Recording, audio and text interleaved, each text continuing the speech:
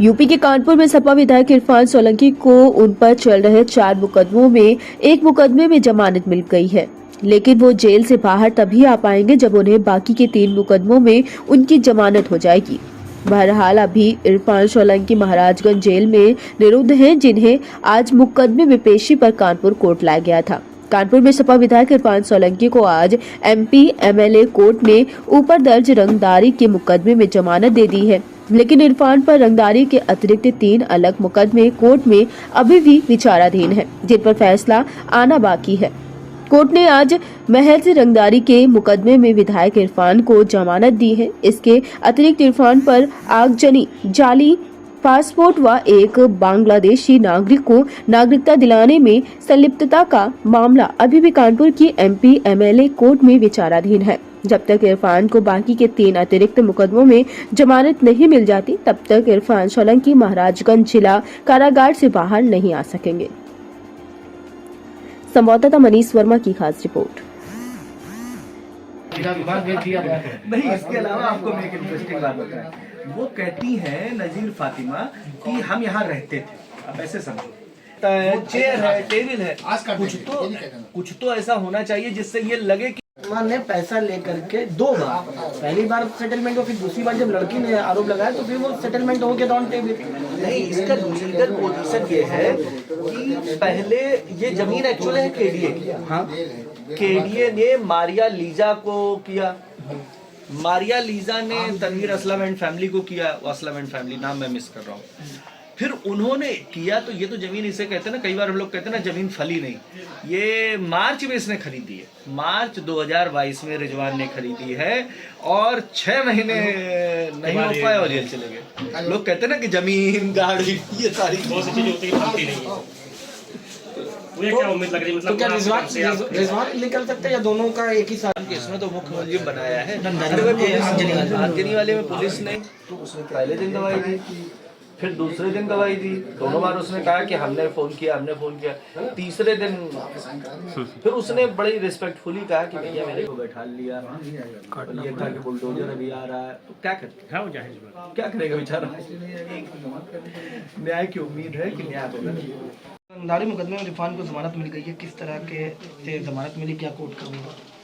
देखिए, इरफान सोलंकी और उनके भाई रिजवान सोलंकी 2 दिसंबर 2022 को जेल गए थे। उसके बाद उनके खिलाफ तमाम मुकदमे और किए गए, कुछ प्रकाश में आए। उनमें से ही एक मुकदमा ये भी है, इसमें एक बिमल गौतम करके जाजमऊ साइड के व्यक्ति हैं। उन्होंने कहा कि हमारी ज़मीन पर जिसके वो मालिक हैं और उस ज़मीन पर इरफान सोलंकी ने कब्जा कर लिया और रंगदारी मांग रहे हैं और उनके लोग ज़मीन पर निर्माण नहीं होने दे रहे हैं। उसमें आरोप पत्र भी आ गया। पहले 420 की भी धारा थी, बाद में ये 420, 419 ये सारी धाराएं हटा दी गई। आरोप पत्र सिर्फ रंगदारी में आया, रंगदारी और तोड़फोड़ से रिलेटेड।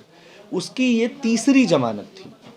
तीसरी जमानत में हम लोगों ने इस बिंदु को बहुत गंभीरता से उठाया कि जो व्यक्ति ये कह रहा है कि रंगदारी ये हमसे मांग रहे हैं, हमारी ज़मीन पर कब्जा कर रहे हैं, वास्तव में वो व्यक्ति उस ज़मीन का मालिक ही नहीं है।